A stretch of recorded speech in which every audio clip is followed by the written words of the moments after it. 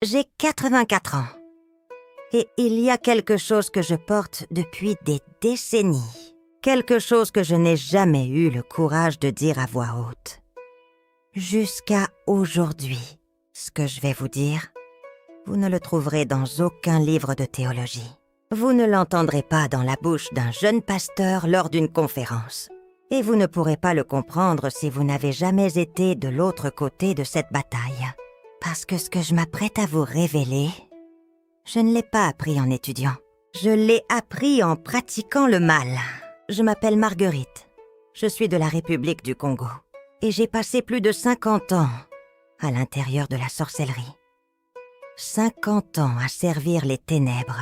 50 ans à participer à des rituels, des invocations que la plupart ne peuvent imaginer.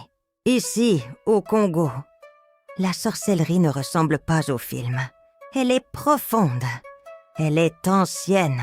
Elle est transmise de génération en génération, comme un héritage maudit. Et j'ai observé la vie spirituelle de beaucoup. Mais ce que je vais révéler aujourd'hui, c'est ce que j'ai appris sur les personnes que nous n'arrivions jamais à atteindre. Je vais être honnête avec vous dès le début. Pendant des décennies, j'ai voulu détruire des vies, des personnes innocentes, des personnes qui ne m'avaient jamais rien fait. Je sais que c'est difficile à entendre. J'ai porté le poids d'avoir causé des dommages. Celui qui ne se voit pas ne peut se défendre. C'était notre arme, l'invisibilité.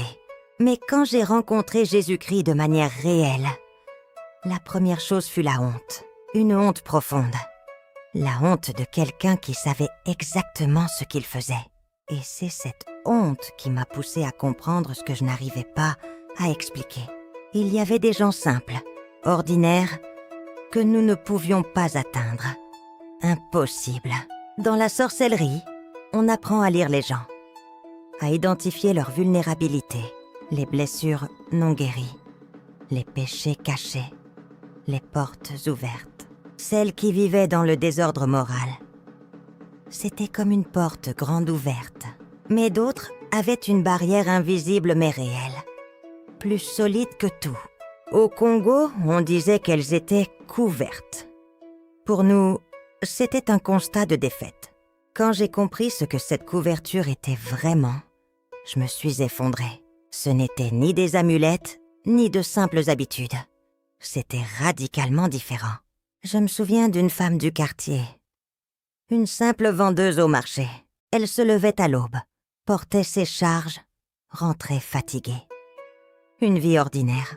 Mais quand nous avons essayé de l'atteindre, c'était comme si nous n'existions pas. Elle était seule, veuve, sans appui humain. Mais elle avait 3 choses. Dites-moi en commentaire depuis quel pays vous regardez. Cela compte pour moi. La première chose, c'était le jeûne. Elle jeûnait avec une constance personnelle.